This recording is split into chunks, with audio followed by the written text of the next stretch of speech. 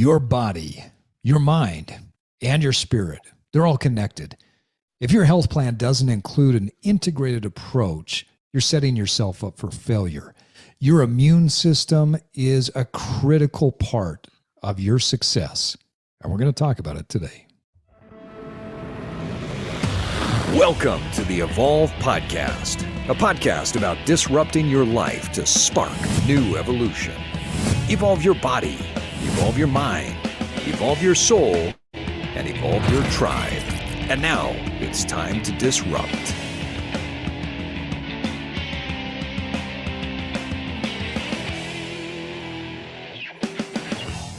And with that, folks, we want to welcome you to another episode of the Evolve Podcast. Joining me with a freshly cut mohawk today from Oberlin, Ohio, is the most interesting man that I know, W. Miles Riley. Welcome, Miles. Hey, thank you. Thank you. The hair's looking beautiful. I think the most today. interesting man is about to be our guest. I agree. And somewhere lost in the mountains of Utah, I am Steve Cutler. Folks, we're really excited. If you have not listened to episode 20 of the Evolve Podcast, we need you to go back and listen to that at the end of this episode, because our guest today is a returning guest, good friend Scott Kelly. Scott has spent over 25 years as a health coach, mentor, and integrative health practitioner, reconnecting individuals to their innate health and well-being while improving performance and living with clarity. Scott's integrative approach includes connecting to our true nature, nutrition and gut health, brain health, physical health, and consciousness. State of mind coaching is the foundation of his integrative health and well-being programs. And Scott works with professional athletes, couples, families, teams, corporations, and individuals. Scott's integrative and inside-out approach wakes up our innate capacity to live, work, perform, and play from the inner vitality. Scott delivers live, virtual, and online workshops and retreats that leave people with a new and insightful understanding of their health, well-being, and living potential. Scott Kelly, great to have you back on. Thanks for joining us today. Absolutely. Great to be here, guys. Super appreciate the invitation here. Yeah, as I said in our earlier episode, every opportunity I get to chat with and learn from you is just a treat. I mean, we've known each other now probably close to 20 years. Yeah, that's right. And every interaction that I have with you, I walk away feeling so much more intelligent. Then I go to bed, wake up the next day, and I'm as dumb as I was before. But at least for a short moment, I feel quite a bit better. So thanks for coming back on. And again, folks, if you have not listened to episode 20 of the Evolve Podcast, you're going to learn a lot of great things tonight, but you're going to learn a lot from Scott in that episode as well. Scott, tell our listeners a little bit about yourself. And, what do you feel like that you are really the best in the world at, or that you're doing really well right now? Well, first of all, I appreciate the introduction and also our friendship and our conversations in the years and waking up just feeling kind of like you're back to your regular self. That's just the human condition. Right. But that's what keeps us on the journey every day, right? Yep. I think we should thank you first for having that beautiful fire pit in the back, the fireplace in the backdrop. That's very calming, isn't it? Yeah, it's very calming. That's not lost on me. That's right. You have to have that when you're in Park City, Utah. Yeah, that's right. It's a good place to hang out too. Yeah. Well, I think right now, Steve, what's really resonating with me is, really discovering who we truly are. I think one of the things that I pride myself in is being able to help people, including myself, look beyond all the masks, all the costumes, all the titles, all the minutia that block us from realizing who we truly are. Now, that is a lifelong journey for sure.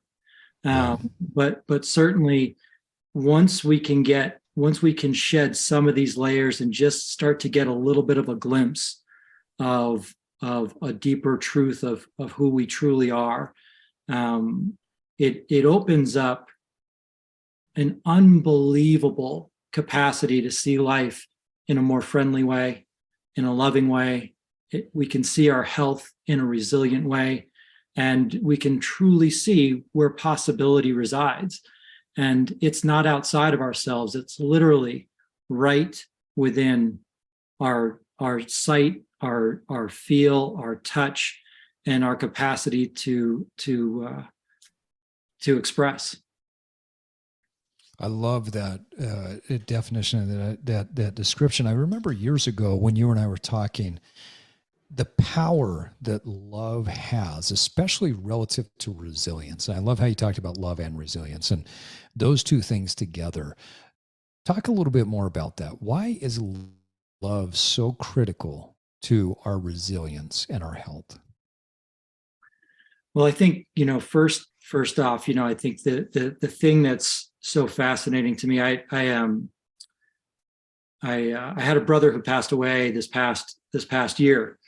And one of the things that occurred to me was that in order for me to really connect with the love that I had for him, it was a process of really exploring all of the things that I saw or experienced that were beautiful about him. And once I started to observe all of these things that were just so beautiful about him as a human being, him as a participant on the planet, the amount of love that I had for him and have for him just began to expand. And then I started to kind of like reverse that lens on myself and started to ask, well, what's beautiful about me?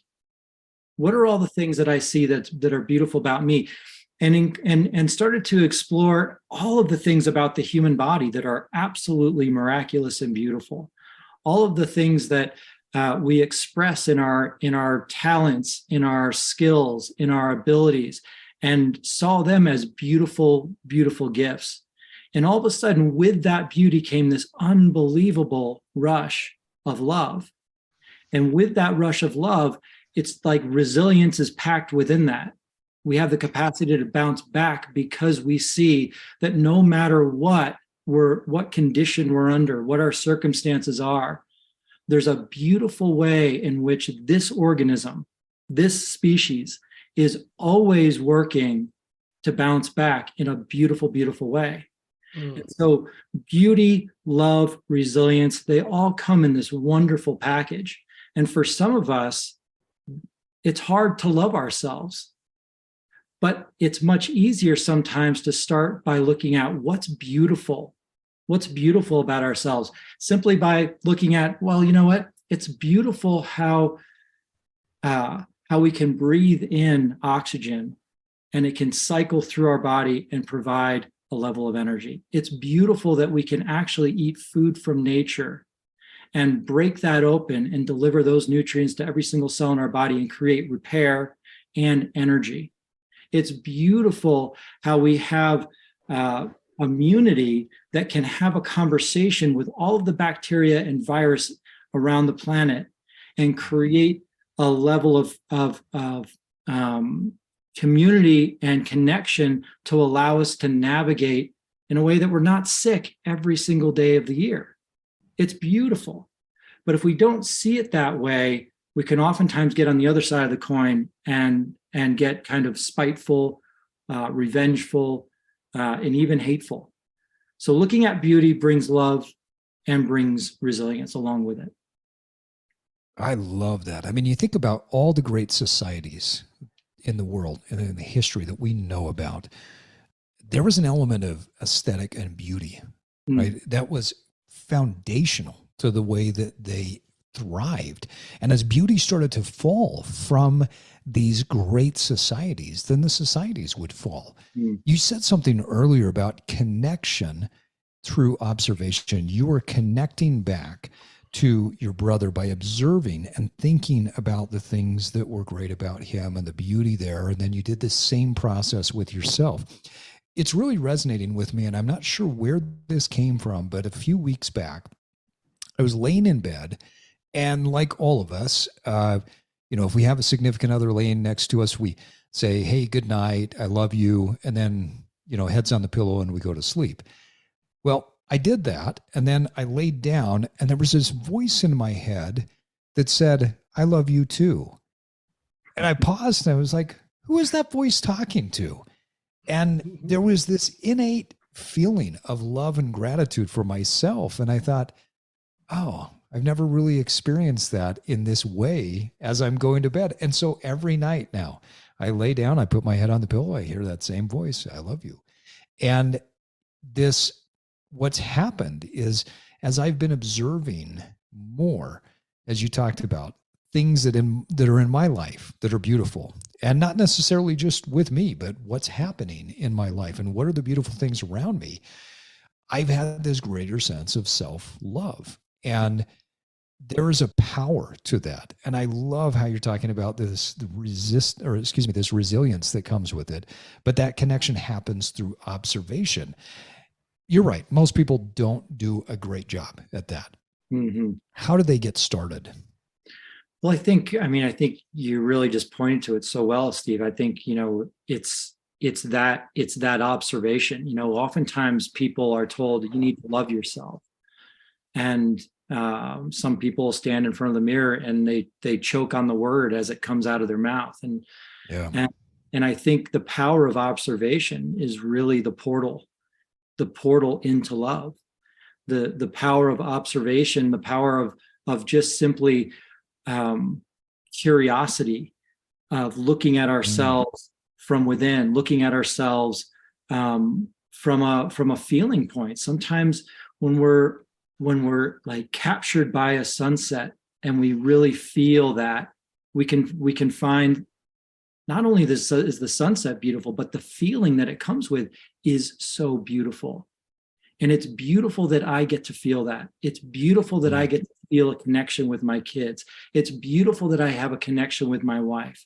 It's beautiful that I have a connection with nature, right? And so it's just simply observing all of these things that we often take for granted and just pausing long enough to really observe, feel that observation, and then we can simply experience love from there.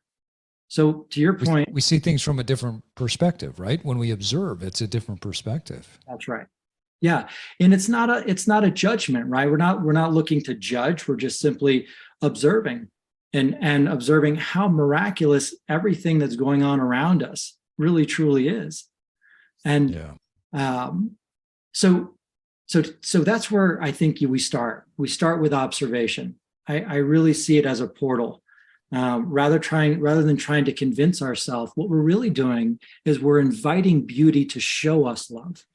We're inviting the beautiful world, the beautiful life, the beautiful energy, the beautiful vitality and the intelligence of life. We're inviting it to show us how to love. And if we can do that, we'll have a whole new definition of love that we've never considered before, and probably won't even have words for it. It's almost as if it's a change of perspective. When somebody loves an animal or when somebody falls in love with another human being, you just want to look at them and say, well, why don't you do that to yourself? Love yourself by loving your dog. Right. Yeah. Right. That's a great point, though. I think far too many people do that. Scott, you mentioned earlier the masks, the titles, the things that we put on, because ultimately, if we're going to observe ourselves and we get to this deeper sense of self-love, we have to really observe who we are and get rid of these masks and these titles. What do people need to do to start to peel those things back?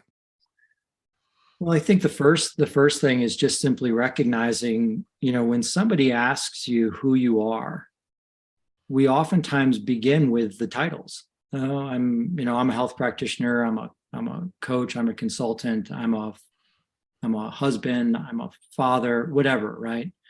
Yeah. But ultimately, and even more than that, sometimes people will go into their current state or status.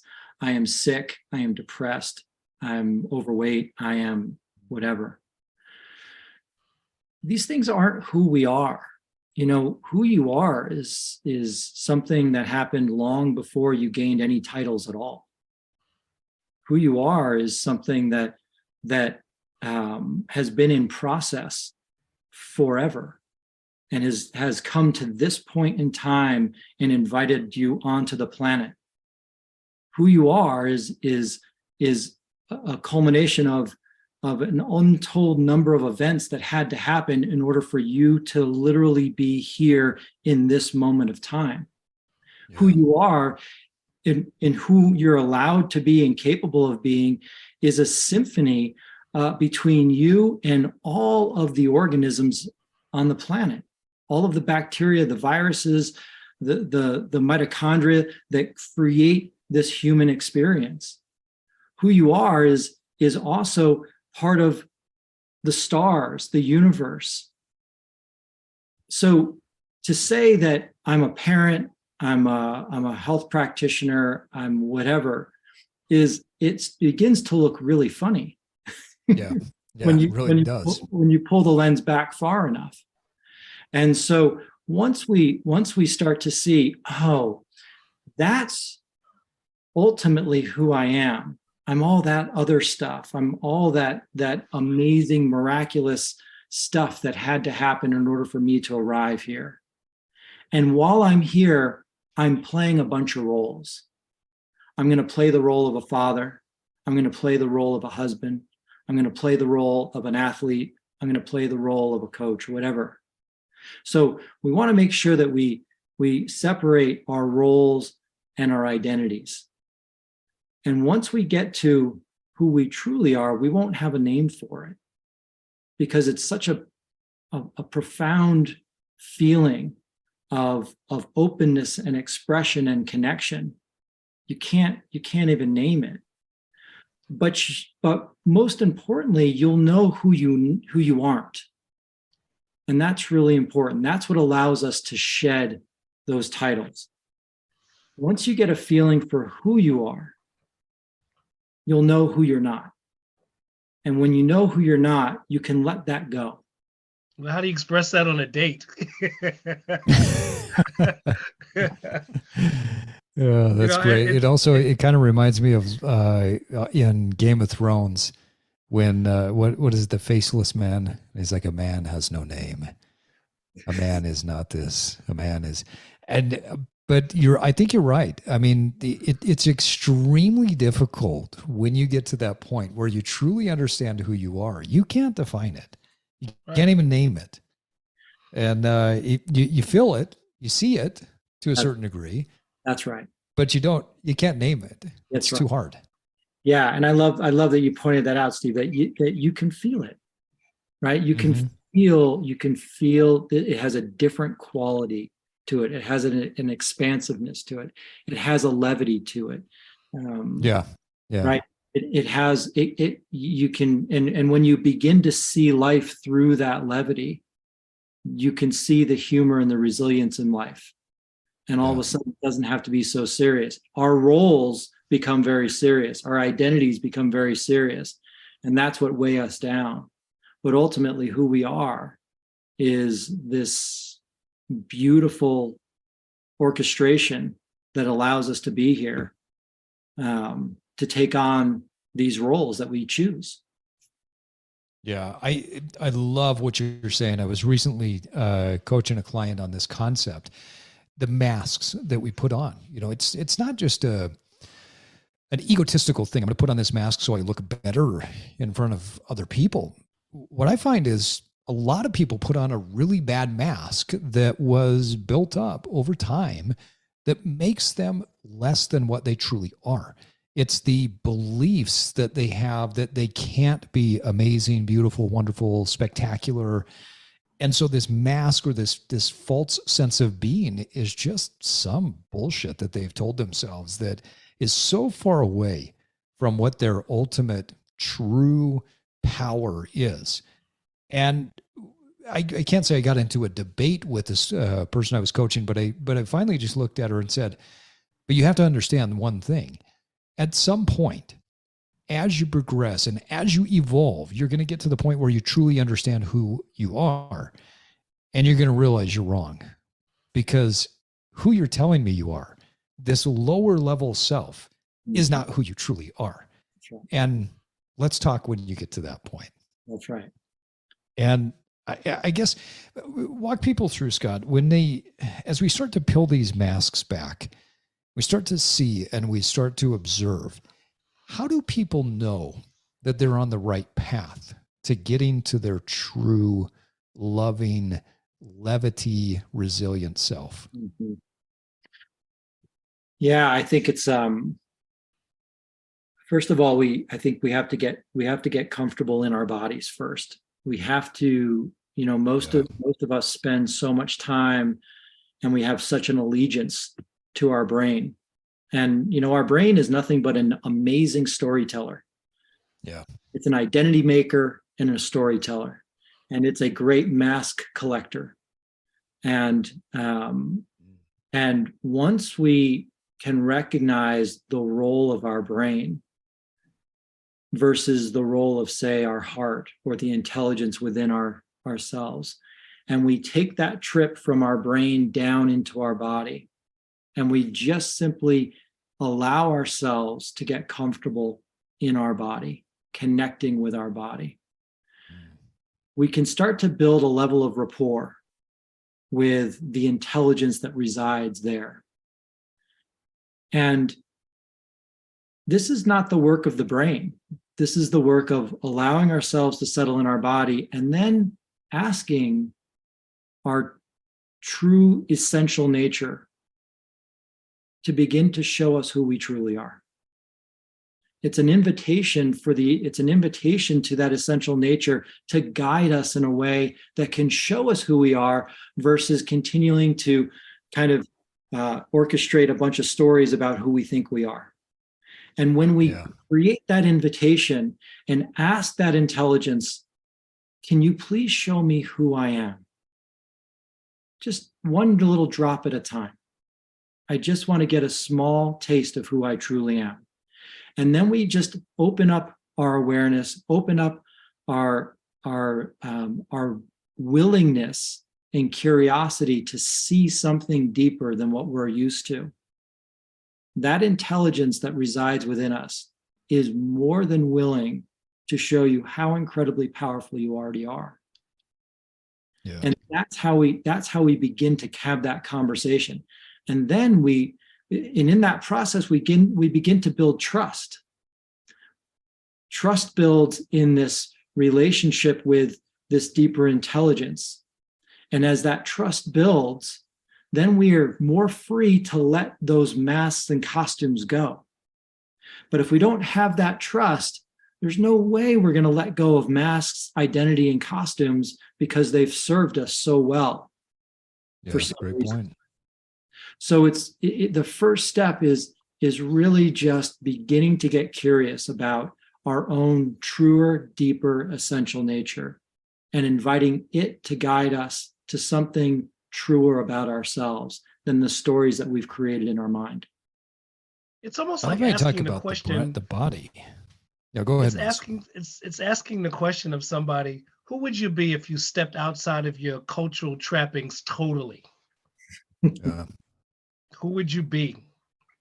What person would be standing there if you had no name, no tribe to identify with, no clothing, no profession, nothing? Mm-hmm. Who would be standing there? And that would be a difficult question to answer. Yeah, Miles, I don't know if somebody, if they're really reflecting, I don't know if they'd even find words for it. It's a good point. Well, there's a humility to it. And I think that's something that over the years, if you continue to ask those questions, you are living and leaning into this concept of a growth mindset, that your evolution is never over. And you might get to the point where you truly understand at a deep level, you can feel, you can nuance who you are, but that continues to grow, that continues to expand, because our consciousness continues to expand and grow. And I think that ongoing question of, can you show me, is such a beautiful path. But I also want to go back to what you talked about at the very beginning, that you've got to connect to your body. I recently read something that someone had posted on social media that said there's no way that you can achieve a great sense of peace and contentment without addressing some of the issues in your body first. And I thought, oh my God, that's beautiful. That I could not agree more with that. In my years of coaching people, saw so many people that were in physical pain, and until they started to overcome some of that physical pain, whether it was through some mechanical movement, postural changes that we had to make, whether it was through losing some body fat so that they weren't, burdened by all of this extra weight that they were carrying, there was no peace until they really truly learned how to live inside of their body. Mm-hmm.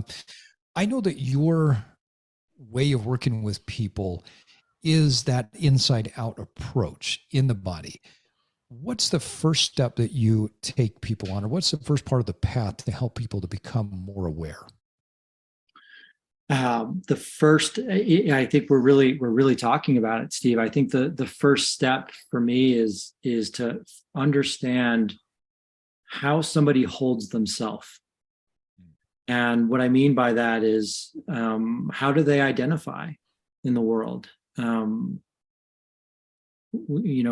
someone has a statement, I am overweight, or I am fat, or I am obese, or I am sick, or I am diabetic, or I am depressed, they're making a false statement. They're making a completely false statement. And I know that that's just the way that we've been trained, but words and consciousness are very powerful things to play with. And, I can have depressed moments, but I'm not a depressed person. I can have depressed days, but I'm not a depressed person. I may be carrying extra weight, but extra weight is something that we can add to or let go of, right? Yep. That's not an I am statement. And so once I get a sense of how somebody holds themselves, then we begin to explore all the miracles that are happening in the face of the challenges that they perceive. Yeah. Because in a way, once we recognize, wow, you know what, I've got a list of all these challenges that I'm experiencing and that I dislike about myself. And in the face of all that, I have this miraculous body that is still doing the heavy lifting of keeping me alive. Let's celebrate. That's what it was designed to do, right? It's exactly right. I mean, that's the beauty of it. Despite all of the challenges, the pain, the extra weight, whatever it is, the beauty of the human body is doing what it's designed to do. That's exactly right.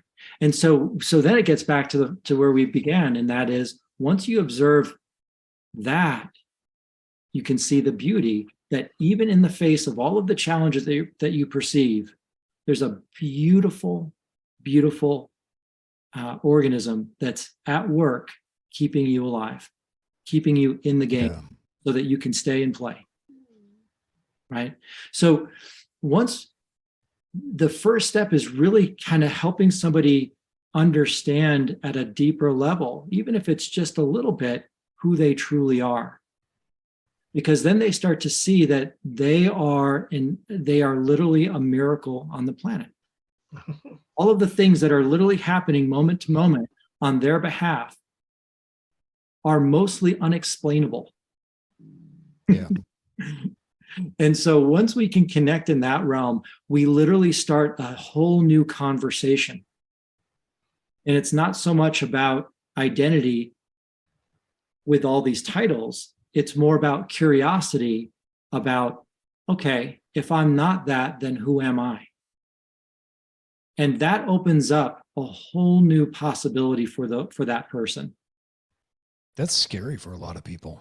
From my experience, they look at it and they say, and I remember going through this on my own. If I said to myself, okay, I'm not these things, so what the hell am I?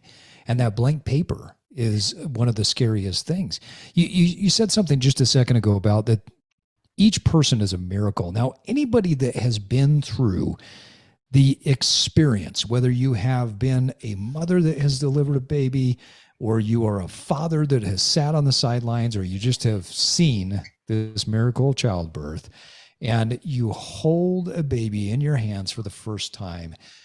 I have never talked to a human being in my entire life that has not said, what a miracle that is to watch, and what a miracle that is. This baby is a miracle. Well, what the fuck happened from being a miracle as a baby to wherever you're at right now? 30, 40, 50, 60 years old. You're still a goddamn miracle. That's right. That's right. That's exactly right, Steve. And I appreciate, like, man, if you question that, all we have to do is simply ask to hold a baby and look into that baby's eyes. Yeah. For a moment. And then recognize that's exactly where every single one of us started. Yep. Every single one of us started there. And in that process between that birth and where we sit now, we've had a busy brain concocting lots of stories, lots of identities, lots of roles, lots of beliefs, lots of limitations, lots of barriers. But the beautiful thing about that is it's just all constructs that can fall away in the face of a truth of who we truly are. Yeah. And the truth of who we are is unconditionally sitting there waiting for us to just see it. It's not hiding itself. It's hiding in plain sight, really. It's just sitting there waiting for us to put our eye on it so that it can reveal itself, and everything else just falls away. That's a great way of putting it. It really is that still, that quiet voice that is ready to speak, but the brain is so loud and clamoring that the voice, the true self never screams. The true self never jumps out and says, here I am. It's the brain that does that. But when the brain quiets and you get to that voice that's inside of you that says, yeah, this is me. And it does it at that low level. Now you're on that resonance where you understand who you are. Yeah. Well, you know, the irony and the paradox of what we're talking about when we say the baby comes out and all this stuff happens to the baby, we do that to the baby.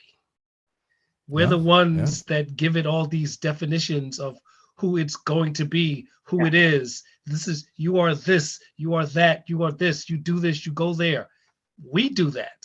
That's right. Yeah. That's on us. That's right. Yeah. I would also argue, Miles, that we innocently do that. Right. Like, yeah. Best intentions, right? Right. Best intentions. And unfortunately, we just don't recognize that through our best intentions, sometimes we're creating limitation. Most times we're creating limitation. Yeah. And you know, my wish has always been, if we could find a deeper truth within ourselves before we bring another being into the world, that would be one of the most helpful things we could do for the planet. Yeah. And it's just not on the curriculum list. Right. It's a tough thing too. I mean, as a parent, I remember I read Carol DeWick's book, Mindset.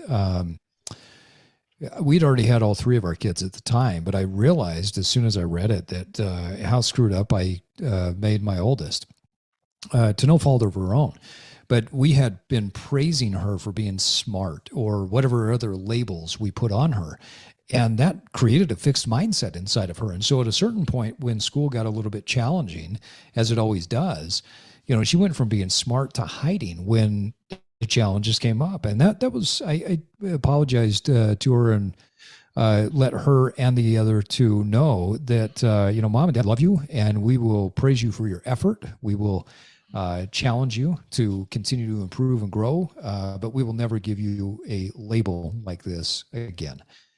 Because that was something I grew up with from well-meaning friends, parents, mentors, loved ones. Like, I was told I was a great artist, and then when I wasn't, that fixed mindset crashed up against it. And We just didn't know where to go from there.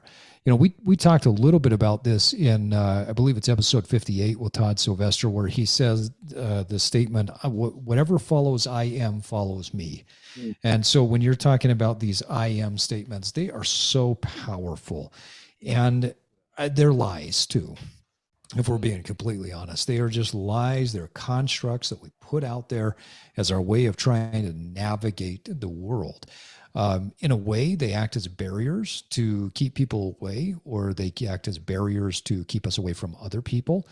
And they're not very good parts of our immune system, but they keep us immune to feeling certain things, don't they?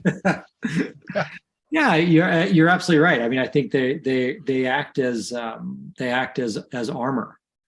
Yeah, great definition. You know, we haven't quite recognized the brilliance that we are, and without recognizing that true power, our best effort is to armor up, and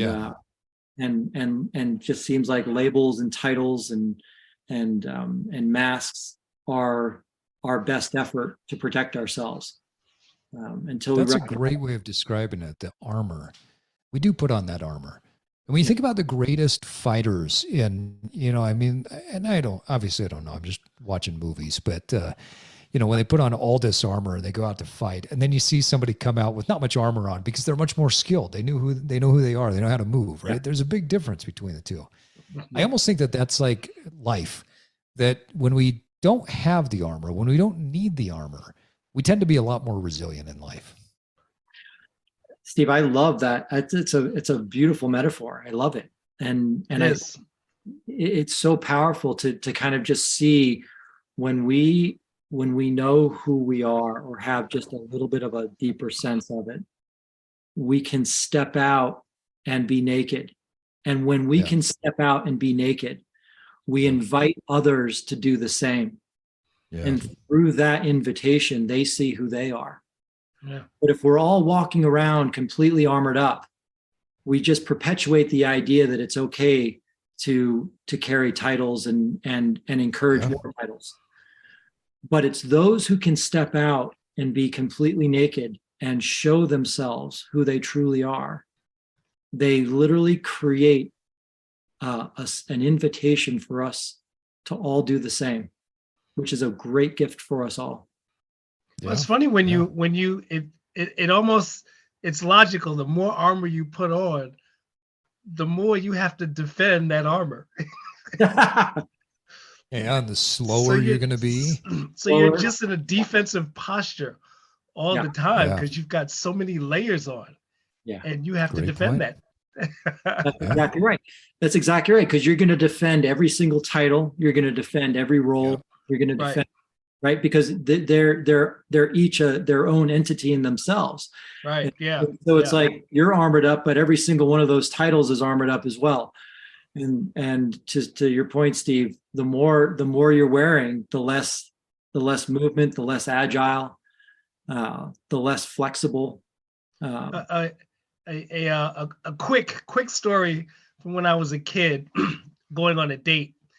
I was on a train going out to Queens to meet this girl. I just met her. We were going on our first date, and I had the man armor on. You know, I had the shirt, the collar was up, I had the glasses on, I had a jacket on, and I had the cool armor on. I was, I was cool, and I get out to Queens and it's really hot, and I don't know where she got this from. She was naked, and when I say naked, she just.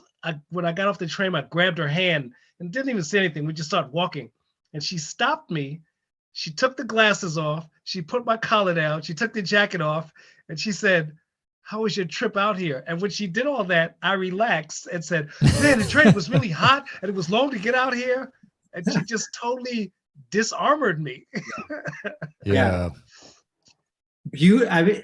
Miles, I mean, you're really just like speaking to what we're just talking about, in that here she is, less armor is more. Yeah. And she could see through your armor and wanted to connect with you beyond your armor. Right. Exactly. Yeah. Scott, one of the things that we teased at the beginning of the episode, and we referenced this a bit in the episode 20 that you were on before, is the power of the immune system. I want you to walk our listeners through the concept of immunity, the concept of the immune system, because I think that those words are thrown around a lot these days. Yeah. Boost your immunity by doing this. Safeguard yourself by doing that. Let's start with the basics. What is the immune system? Well, I think, one of the things that I started reflecting on over this past couple of years is, are we really actually working with an immune system, or are we working with immune consciousness? And immune consciousness is a deeper invitation to see who we truly are in relationship to immunity. We have this false idea. We have created this false idea that it's us against them. It's humans against bacteria. It's humans against virus. It's humans against parasites. And what we don't realize, what most people don't fully realize, is that the makeup of who we are is far more bacteria, far more virus, and far more parasite than there are actual cells in the body. Yeah. All of the bacteria, viruses, and parasite, they all are in constant communication, not only with each other, but also with the cells of the body. In addition to all of that microbiome outside of the body in nature, it's all in constant communication. So there's really much more of a consciousness than there is a system. The system is actually the planet, right? And what we're experiencing, great perspective. What we're experiencing in that is a consciousness. But from our current kind of way that we see it, we pit ourselves against. We think that the immune system is this sterilizing agent. Well, it's actually not. It's a communication agent. It allows and facilitates communication so that we can more easily adapt to an environment so that we can evolve. Yeah. Without that communication, we can't evolve, and we become sick. And so what we want to do is look at the immune consciousness or immune system, however you want to look at it. And we want to look at it as a way of, what are all the ways that I innocently get in the way of this immune system being able to communicate within itself, within this organism, and with nature itself. And all of those ways include our state of mind, our stress, our hydration, things that we've talked about in the past, right? Our movement, our sleep, our lifestyle factors. The more inflamed this body becomes, the less communication happens between cells and between those cells and the microbes of the body. And so we want to open up communication channels so that we can more easily adapt. And when a virus decides to express itself, we have enough vitality and resilience so that we can get the update that it's offering us. Because the update that a virus is offering us is an update so that we can be more resilient in the environment. But in a way, when we don't understand that, when it's us against them, we're trying to wipe out the systems that are trying to actually make us more resilient in the long run. Wow, that is fascinating to think about. I've heard several scientists say that if you were to take all of the bacterial and viral cells in our body and you were to lay them out next to all of the other cells, the question then becomes, who's the host? Are we the host? Or are we the symbiote? Because there are more bacterial and viral cells than there are other cells. I'm fascinated by what you're talking about here, that we are in this constant communication with the environment, with everything else that's around us. And I love how you talked about that inflammation. And that's something that can block the communication, right? That's something where we don't have the resilience. And so if I have inflammation in my gut, if I have inflammation in my head, headache, if I have it in a joint, it's going to block that communication with the rest of the world. There was some studies done several years back where they were talking about chronic disease. And then some other researchers looked at how nature affected chronic disease. And then another one that I read talked about how nature was affecting people that had attention deficit hyperactivity disorder, ADHD. And they took people that, these kids that had ADHD, took them out into nature, had a significant amount of time in nature with them. And over 12 weeks, essentially got rid of all of the negative side effects of ADHD by, getting them immersed in nature. So whether it's chronic disease and spending time in nature or something where you have a brain that's wired different, this constant communication with our ecosystem, I mean, we're not set up for that in our day and age. We are too homogenized. That's right. What are you doing to coach people to get back into the overall system? If the earth is the system and we're part of that, how do we jump back in? How do we get out of the matrix? Yeah, I think it goes back to our first point. Who are you? Right?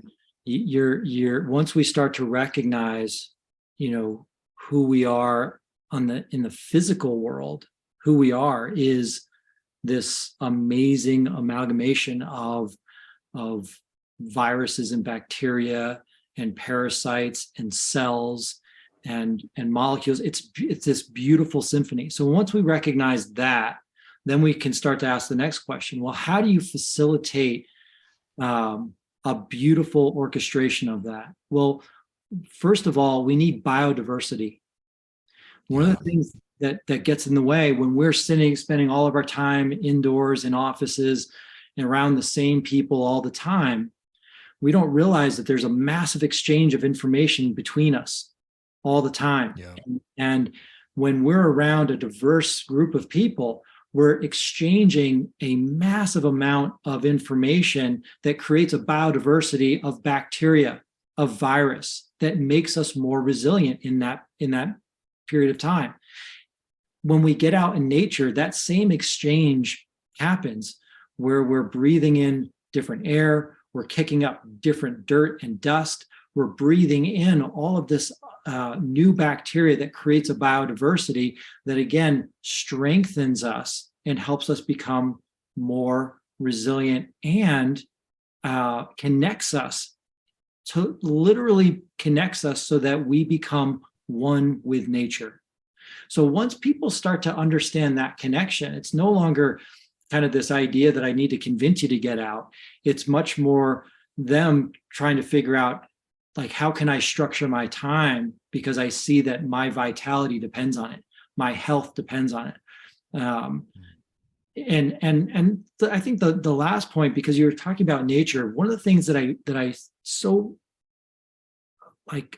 deeply love about nature is it's comfortable with itself. There is one aspect of nature that's sitting there being jealous of some other aspect of nature. Yeah. Right?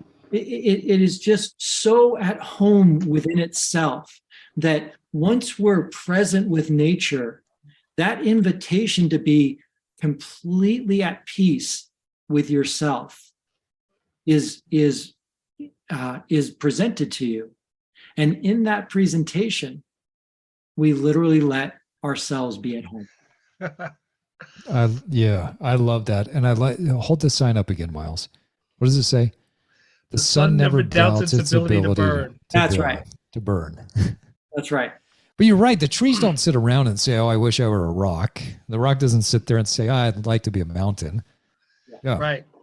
And whatever it is. I'll take it back to when we were talking about kids. I used to talk about this in my yoga and meditation class.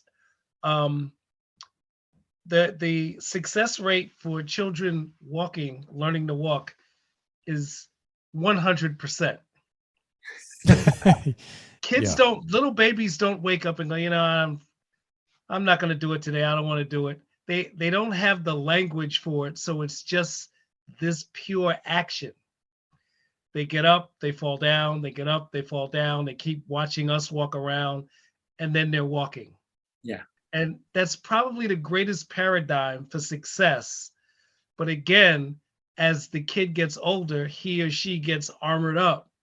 Yeah. And those initial lessons of, I never questioned. I didn't talk about my lack of self-esteem is why I couldn't walk sooner. They don't possess these things. Yeah. It's just the action, and the universe and what we're talking about is just in nature. In nature is just an action. Yeah. And nature's it's just being itself. It's just being itself. Well, and I think part of that, Scott, you said something really profound earlier. You never need to motivate people to get outside, because once they understand their true nature, they'll just find a way to do it.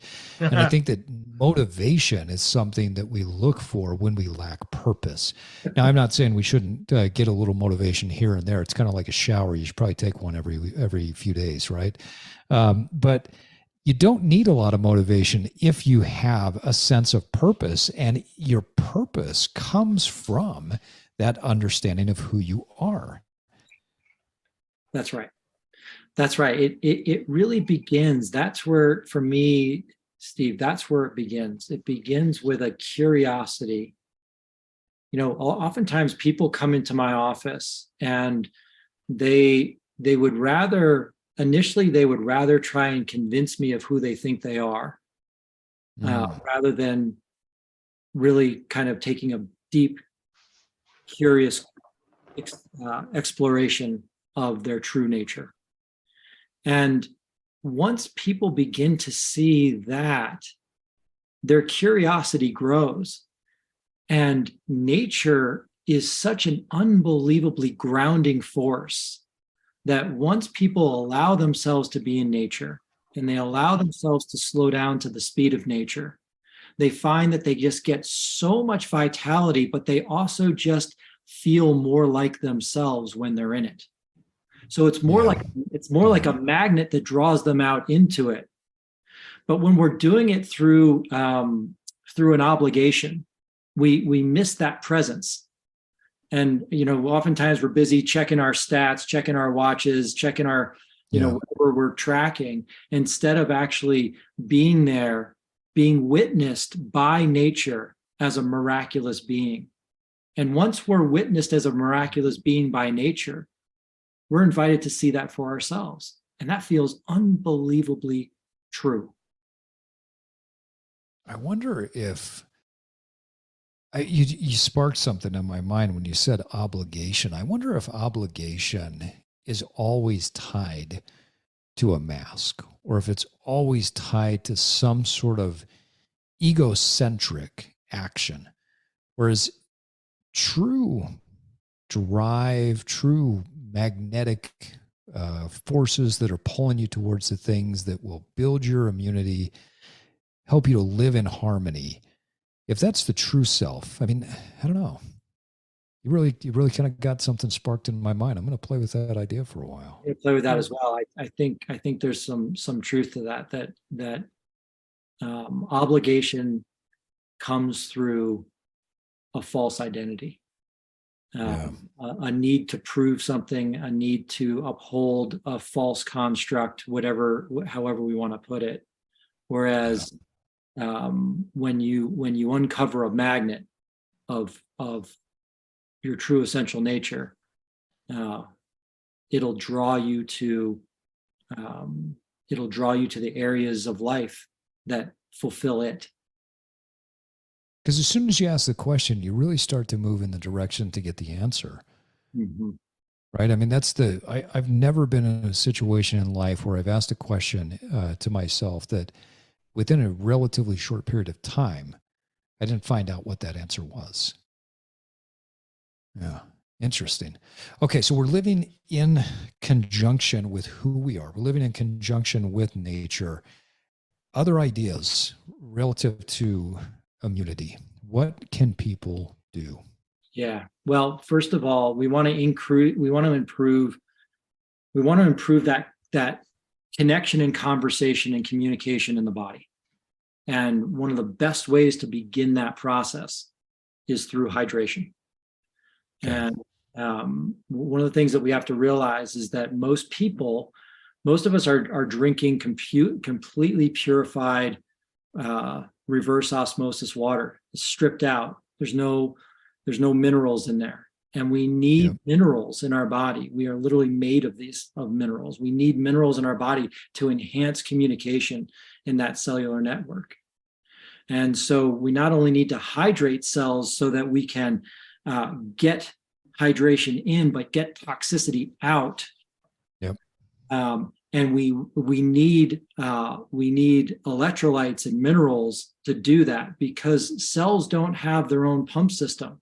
They create a pump through sodium potassium, right? So we need to have that to completely hydrate the cell, to enhance communication and drive toxicity and inflammation out. So that's a really important piece of the puzzle. The other important piece of the puzzle is if we want to experience more of our true nature, then we should choose foods that are close to their true nature. And it's a very simple concept, but oftentimes overlooked. So if we increase the nutrient density of our diet by choosing foods that come from the earth, and if we're going to eat animal products, choose an animal that's eating food that comes from the earth, not foods that are coming from factories, not foods that are so overprocessed that they're literally stealing your vitality, stealing your minerals, stealing your enzymes, and depleting you of your life force. So it's very simple to begin to choose foods that are close to nature. And that helps to give us enough of the rebuilding nutrients so that we can have a robust communication system, so that we can have a robust immune system, so that we can have biodiversity in our microbiome, in our bacteria. Rest is extremely important. The amount of rest that we get, it's not only sleep, but it's also giving our organs a rest. Cycling different kinds of food, biodiversity in our food allows for a level of rest within our digestive system, which is unbelievably busy 24/7. So there's so many things that are just designed within our lifestyle that every single one of us are doing anyways. And it's only a half a step, or maybe even one full step, to enhance whatever we're doing, to align it more with our true nature. And that enhances that communication, and that enhances our capacity to evolve with the environment versus against the environment. Say that again. That was something I think is really powerful for people, because you've heard it and I've heard it over the years. Oh, I can't eat like this. I can't do that. I can't, they're all the stories of why people can't do something. And I tell them, you've already got habits. You're already putting food into your mouth. You are already choosing certain habits in your life. The only difference between the habit of sitting your ass down on the couch and sitting your ass down with a bar on your back doing a squat is where are you going to do it, and how many times are you going to do it, right? You have habits. Why not guide them? So say that again. When you talked about this idea of just how did you put it? One step away, or one simple movement? Yeah. You really just said it, Steve. Like, look, we already have, we've already created a sleep opportunity every single day. We already have that built in. So what would allow me to enhance that so that I can really take advantage of that 8-hour opportunity that I've created? Well, I could have a better sleep environment. I could make sure my lights are turned off. I could actually get into bed a little bit earlier. I could get off the screens earlier. All these things enhance it. Enhance the depth of our sleep, which enhances the experience of our life, because we see, once we're rested, we begin to see life in high definition. Yeah. Right. Which is supposed to be normal. It's amazing to me how many people live in such a shitty spot. And once they start making these simple changes, they're like, oh, I don't feel pain. Well, you're not supposed to feel pain. Yeah. The human body is not supposed to continue to suffer. When you have vitality and energy throughout the day, that's normal. Now, I know it's not normal in our day and age, but that is normal. Yeah. That's what your body is designed to do. Yeah. And one of the things I like to reflect on is this ratio between the rate of injury versus the rate of repair. And you'll know where you are on that ratio. If you're walking around with a bunch of pain, then your ratio is off. You've got a higher rate of injury than you do rate of repair. And so in that, there is nothing but invitation to simply begin to shift some of the required lifestyle habits that you already have built in, and just begin to tweak them little bits. We're not asking for huge change, just little bits. And the vitality that they feed back to you, the dividend that they pay back, reinforces that you're on the right path. Yeah. Yeah. You know, it's a beautiful, and then all of a sudden that ratio flips, and you find that you're repairing far more than you're injuring. And that's where you just feel like, you know, life is just a big bundle of possibility right in front of you. Why do people feel, Scott, like they have to make big changes in life? You know, the healthiest people I know are the people that are doing what you're talking about. The ones that with the most vitality, they're making these nuanced shifts, whether it's on a day-to-day, week-by-week, or month-by-month basis. They're making nuanced shifts to their habits to make their life better. Those that are unhealthy, they feel like they've got to make a massive shift in life. Why is that? I think there are several reasons for it. I think the one that I see most often is to prove that that it's not possible for themselves. You know, it's easy to bite off so much that you can't chew it. And so you spit it out and you say, see, it didn't work for me. But if you were to take small bites, chew them, swallow them, integrate that bite into your into your body, it would feed back to you the next kind of bite that you're ready to take. And so it becomes this beautiful communication. You know, changing behavior should be a process of communication, curiosity and communication, rather than whipping a horse. You know, and what most people do is they try and whip the horse, but that horse is already tired and fatigued and overworked and overburdened. But if we just say, hey, look, you know what? We're going to move in a direction of health and well-being. Most importantly, there is an intelligence within me that understands how to do this far better than my brain ever does. Yeah. And if I'm willing to connect with that intelligence and ask it, what would be the next best half step for me to engage in? And all I have to do is be willing to take that half step. Now I'm in communication with a deeper intelligence. And that disrupts willpower.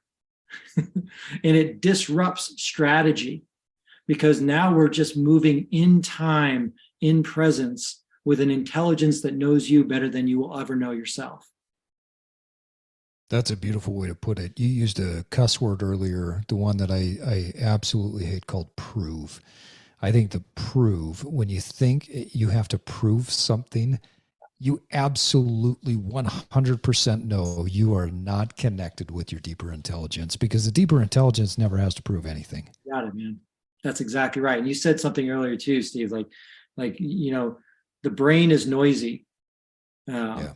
And it's noisy, and the voice that the brain uses is noisy because it's trying to prove itself. It's trying to prove its worth. Yeah.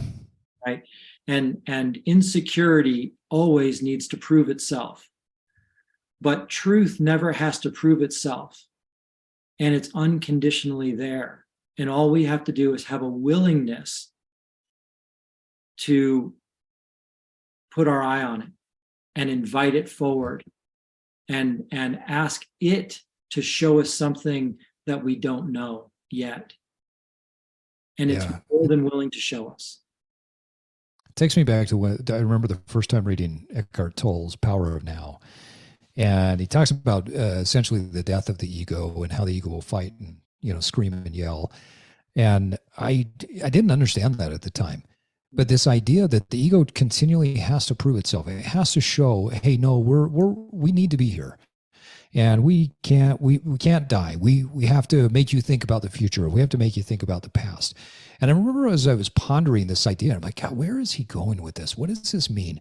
And I literally had a massive headache by thinking about it. And then as soon as I just sunk into my body and I became present, I realized what he was talking about, the power of now. There are no problems in the moment. There are things that we may want to address a moment from now, but there are no problems in the moment. Yes. And that was just one of those things where my brain kept trying to fight me to say what he's saying isn't true. And then as I sat and I dropped literally from my head to my heart and I breathed, I understood what he was talking about because I experienced the power of now. That's beautiful. Yeah, I like to think about like the ego likes to create a problem so that it can solve it and prove its worth. Yeah. and but to your point, when we drop into presence, there's really more opportunity or possibility than there are perceived problems. And even if there is a problem, quote unquote problem, from that presence, we'll have deeper clarity about how to navigate with it and through it. Yeah, I love that. Scott, why are there so many pills and powders out on the aisles nowadays that are telling us that they can boost our immune system? Because we've been told that we're fragile. We've been told that we're broken. We've been told that you need to protect yourself. You need to armor up. We've been told that we're by nature, that we're sick, that we need to be enhanced by chemistry, that we need to be enhanced by the lab. We've been told over and over that we are not fit for the planet. Yeah. And because we deeply believe that, we've created an unbelievable market for pills, powders, and potions to enhance whatever we're trying to enhance. But you can't enhance truth. You can't enhance true understanding. And when people start to connect with that, they may use those things not because they need to, but because they choose to. They won't do it out of habit. They'll just do it out of curiosity.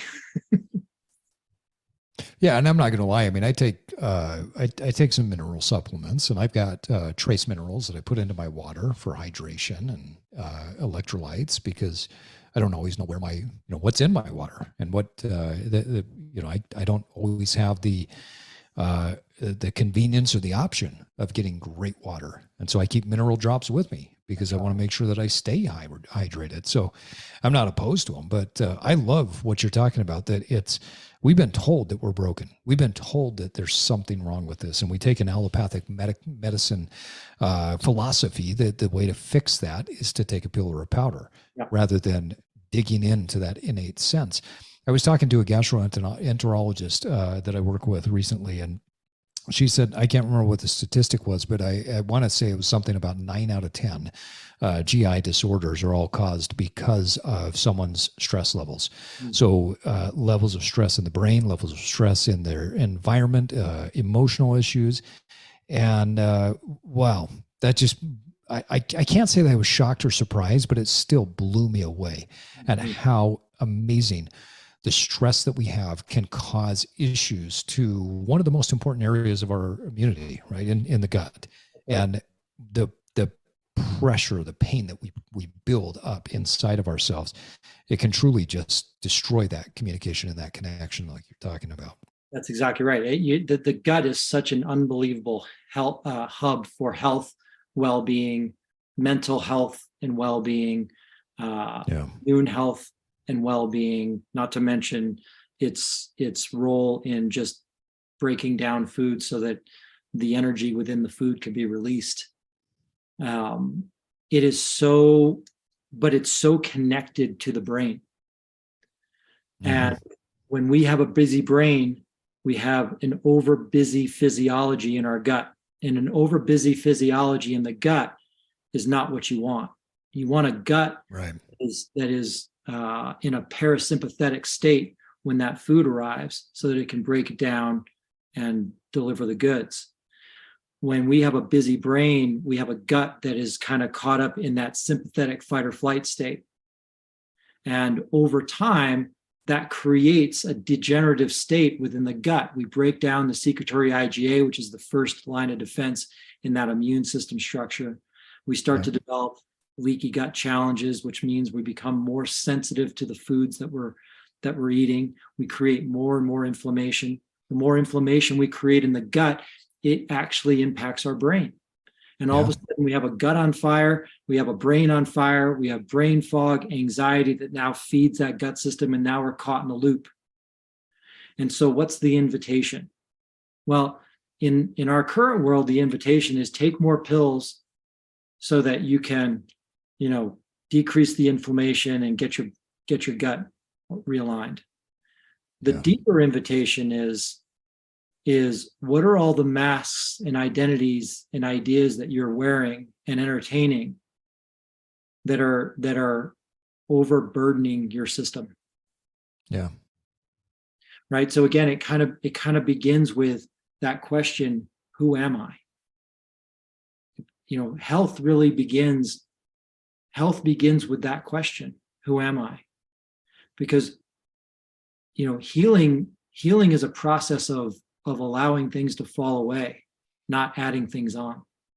Yeah. You really cut more things out when you're healing, right? That's right. It's a sloughing off of the things that don't matter. I had an art teacher when I was in college it was a drawing class that I was taking, and he said something that I've been able to apply in many areas of life. He says that, he said the art is the process of correction through recognition. And he said, when you're drawing something, you look at it and say, okay, well, maybe that angle of that eye was not quite right. And so it needs to be erased, and let me correct that once I recognize it. And I've really found that is life too, because I think art and life are together. And life is the process of correction through recognition, which typically means we're simplifying things, right? We're correcting something when we recognize it, and we get rid of things and we make them less complicated.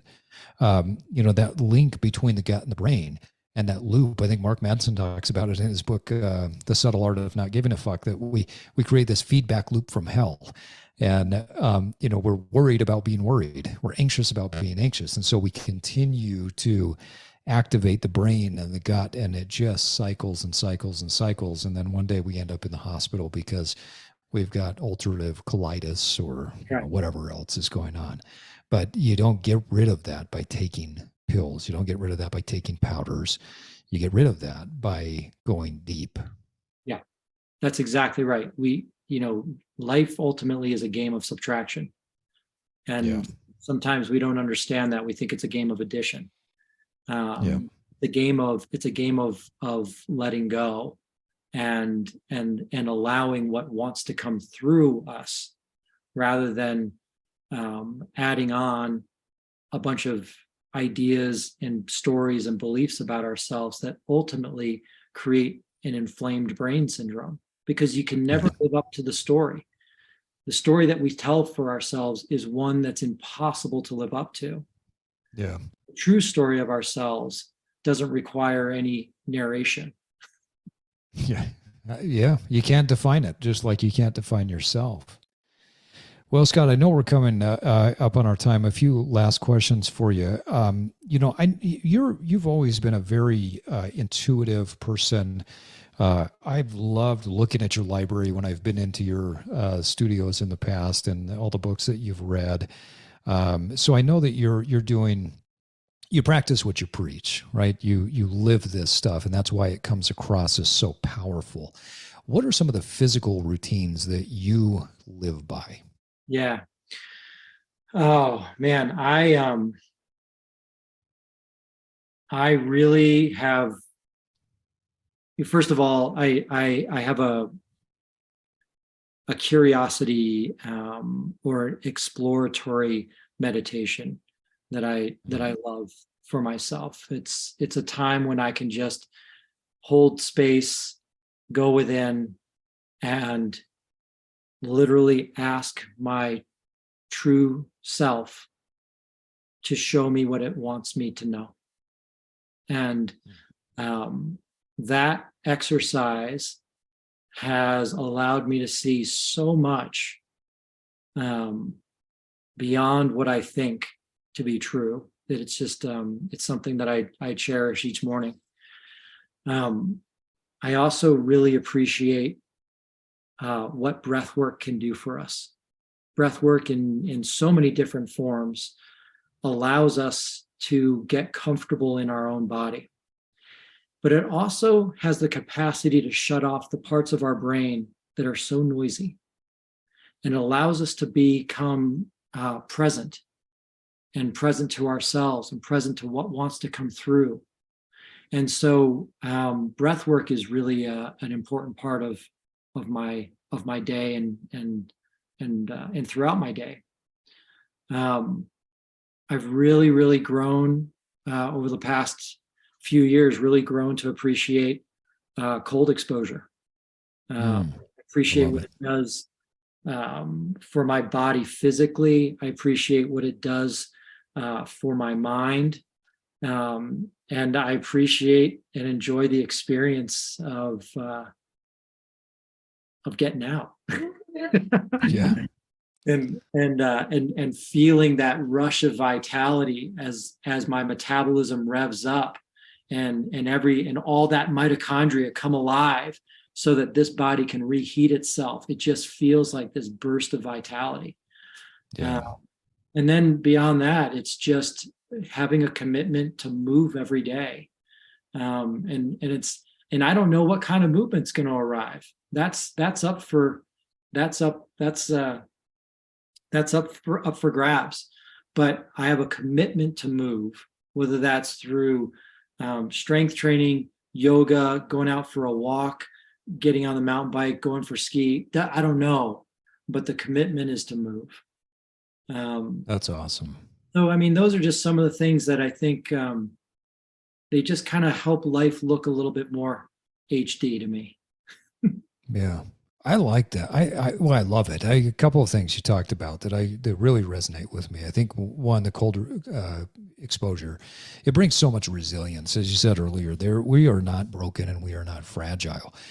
There are times where I'll go out in this type of weather and go for a run. I put gloves on, if I'm being honest, because I don't like my hands getting cold, and sometimes I'll throw a beanie on, but I'll go out in shorts and no shirt on. And I've got gloves and a beanie because I just don't like being cold in those areas. But I love the feeling of the ice cold wind against my skin when I'm out there, and that sense of vitality and that resilience that comes. And I don't care that people are looking at me like I'm some dumbass on the road or on the trail, and they're bundled up head to toe. I love how I feel. So I'm with you on the cold thing. I think that it's interesting that that's become such a big conversation today, and I think we're probably just scratching the surface on the physical, mental, emotional, spiritual benefits of that. You mentioned something too that really resonates. A few years back, I have a friend of mine that he has since passed away, but he was extremely healthy into his 70s and 80s before cancer took him. And I looked at him one day. We're sitting on the bike. He was recovering from a cancer surgery. I had tweaked my knee trying to move some things around. I just didn't have good mechanics.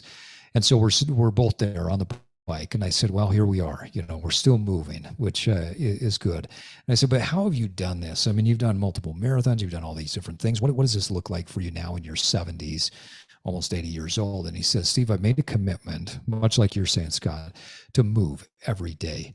I don't always know what that's going to look like, but I'm going to move every day. I'm going to do enough to push myself, but not too much so that I can't move the next day.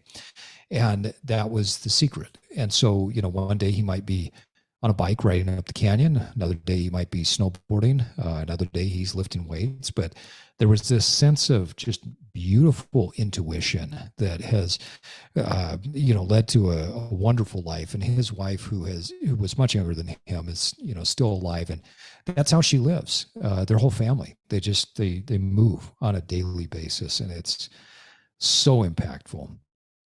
Scott, if you were to give our listeners one final tip, one final habit, and they were to only do this one habit to get started on their health and fitness journey, what would that be?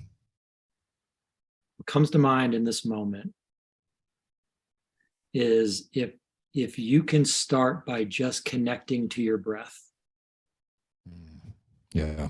The reason I say that is, the breath is oftentimes overlooked. There's so much depth in the breath, but most importantly, you can't breathe in the future and you can't breathe in the past. And when you connect to the breath, you're in the presence. And when you're in presence, you're connecting to your true self. And that's an invitation to pure possibility.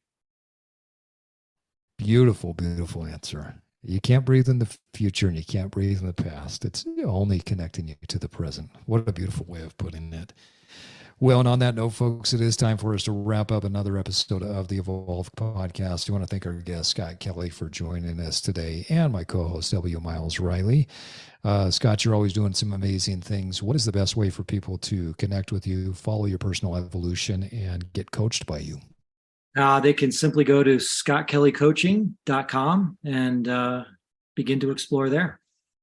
You've got some great resources on there. I think for anybody that is just really questioning, on the fence, jump on there, get some time with Scott. I mean, Scott, I really value our friendship over the years. And like I said, I get so much out of our conversations. I remember, I think I told this story before, but, one of the first times my wife met you, and she sat and listened to us talk, and we get in the car and I said, wasn't that awesome? Isn't Scott great? She goes, I have no idea what you guys were talking about. I said, well, that makes it even better, because we were going so deep on biomechanics and physiology. And I love that stuff. So anyway, well, Scott, thanks again for joining us. And hey, folks, remember that it does take time and consistency to evolve, but first you have to disrupt.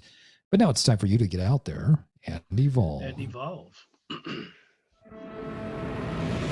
Thank you for listening to the Evolve podcast. If you like this episode, share it with your friends. Follow us on Instagram at Evolve_cast and subscribe to our podcast on your favorite podcasting app. And now it's time for you to get out there and evolve.